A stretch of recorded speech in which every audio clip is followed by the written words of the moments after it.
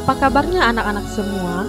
Semoga sehat selalu dan senantiasa dalam lindungan Allah Subhanahu wa Ta'ala. Amin. Pada pertemuan kali ini, kita akan membahas tentang keperwiraan Nabi Muhammad SAW.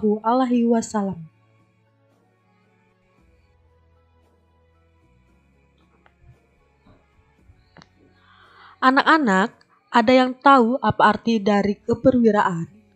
Keperwiraan berasal dari kata perwira, yang artinya adalah gagah dan berani.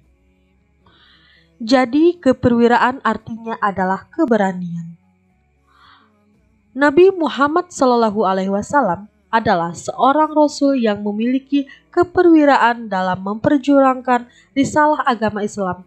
Oleh karena itu, kita patut meneladaninya.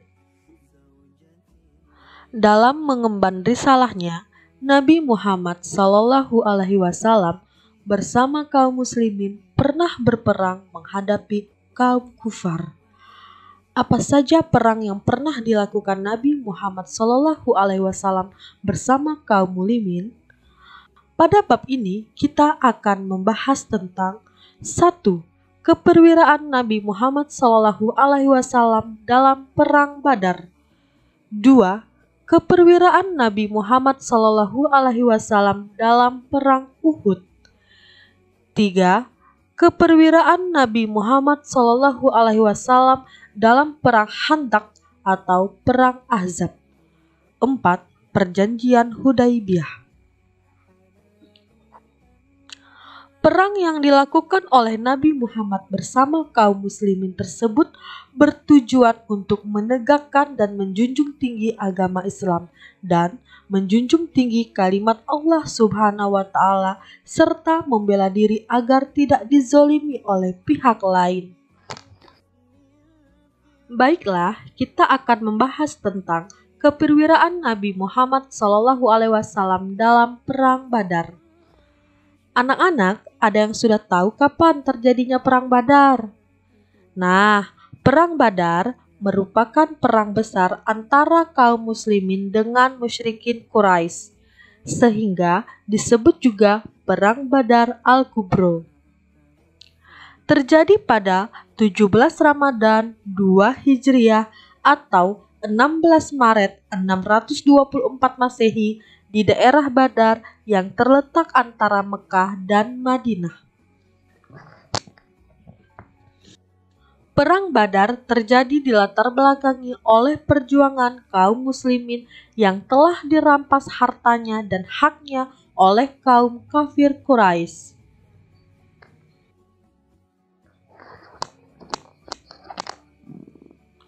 Berapa jumlah pasukan kaum muslimin pada Perang Badar? Pada Perang Badar, kekuatan pasukan kaum muslimin berjumlah 313 orang yang terdiri dari 82 orang kaum muhajirin dan 231 orang kaum Ansor yang dipimpin oleh Nabi Muhammad SAW.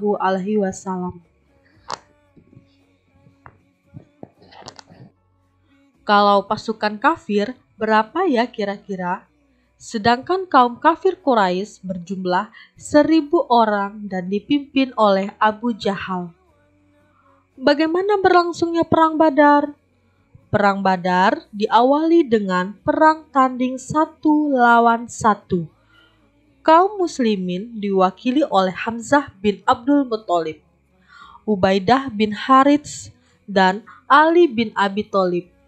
Sedangkan kaum Quraisy diwakili oleh Utbah bin Rabi'ah, Al-Walid dan Syawibah.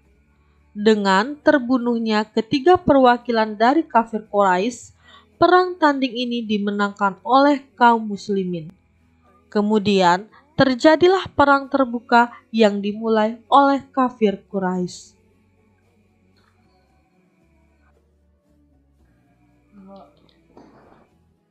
Lantas, siapa yang memenangkan Perang Badar?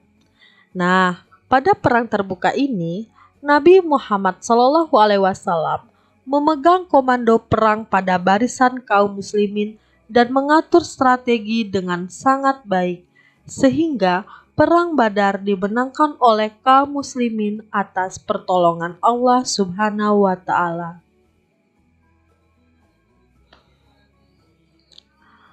Akibat dari Perang Badar, sebanyak 14 orang dari kaum muslimin syahid, sedangkan kaum kafir yang tewas sebanyak 70 orang termasuk Abu Jahal, sedangkan 70 orang lagi menjadi tawanan perang oleh kaum muslimin.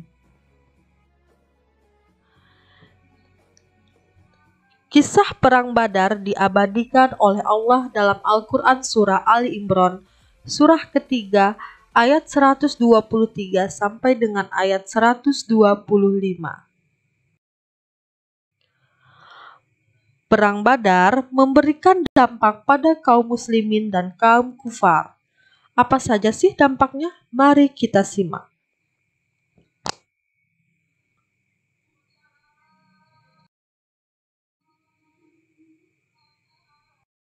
Bagaimana anak-anak? Sungguh luar biasa bukan keperwiraan Nabi Muhammad SAW dalam Perang Badar?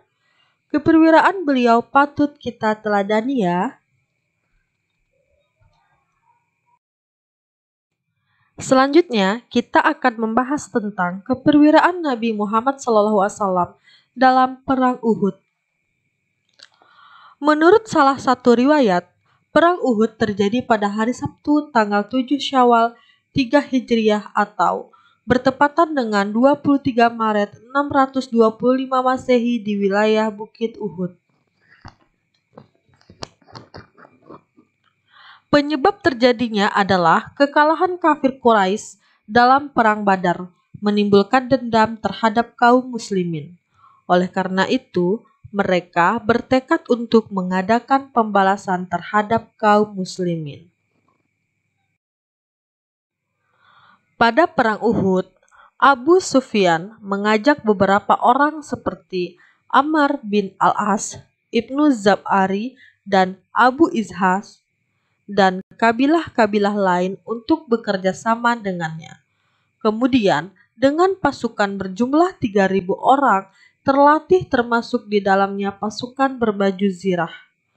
Tak hanya itu, mereka juga diperkuat 200 pasukan kavaleri. Ia memimpin pasukan bergerak menuju Madinah. Sedangkan Nabi Muhammad SAW meninggalkan Madinah dengan membawa pasukan sebanyak 1.000 orang. Ketika pasukan ini sampai di wilayah Sya'ud, Abdullah bin Ubay karena pendapatnya untuk tetap tinggal di Madinah tidak dijalankan Nabi, maka ia menjadi kecewa, kemudian meninggalkan Nabi Muhammad SAW.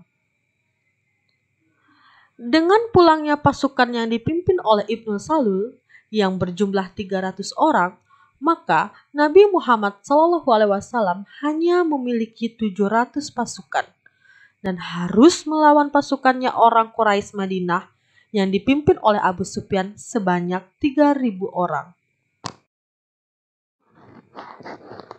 Bagaimana strategi Nabi Muhammad SAW dan kaum kufar pada Perang Uhud?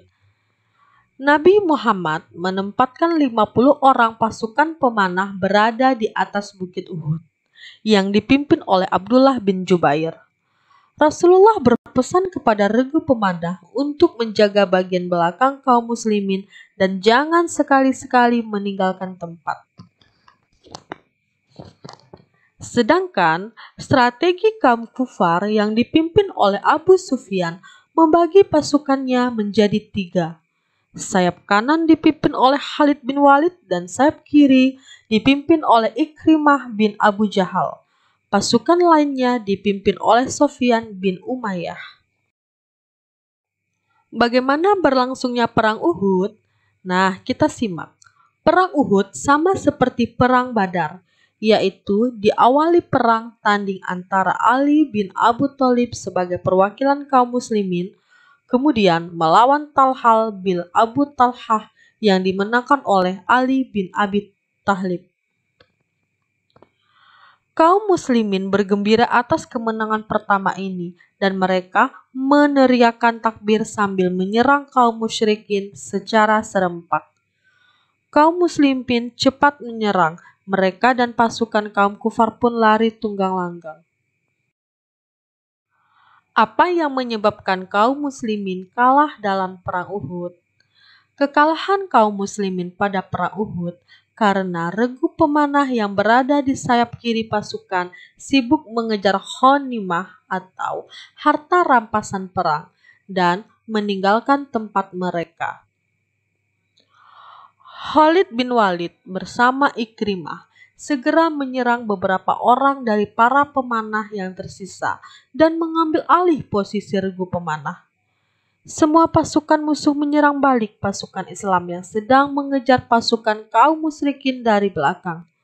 Pada saat itu, ada teriakan seseorang bahwa Nabi Muhammad SAW telah tewas, sehingga menyebabkan lemahnya semangat kaum muslimin dan menyebabkan kaum muslimin menjadi bercerai-berai dan bahkan beberapa kaum muslimin mencari perlindungan ke arah Gunung Uhud. Apa dampak dari perang Uhud? Sekitar 70 orang muslim syahid, di antaranya paman Nabi Muhammad SAW, Hamzah bin Abdul Muthalib. Sedangkan dari pihak kaum musyrikin ada 20 orang lebih yang tewas. Yang lebih menyedihkan lagi adalah Nabi Muhammad SAW terluka akibat lemparan batu dari Utbah bin Abi Waqqas.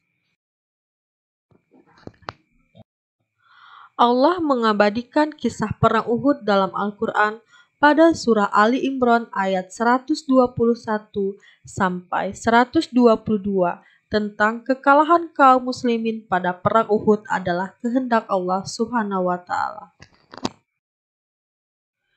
Ibrah yang dapat diambil adalah medan perang Uhud menjadi pelajaran berharga bagi kaum muslimin. Kekalahan yang diderita kaum muslimin karena tidak mematuhi komando strategi yang sudah dirancang dengan matang oleh Nabi Muhammad SAW. Akan tetapi, Rasulullah sebagai komando memiliki keberanian dan kesabaran yang sangat luar biasa.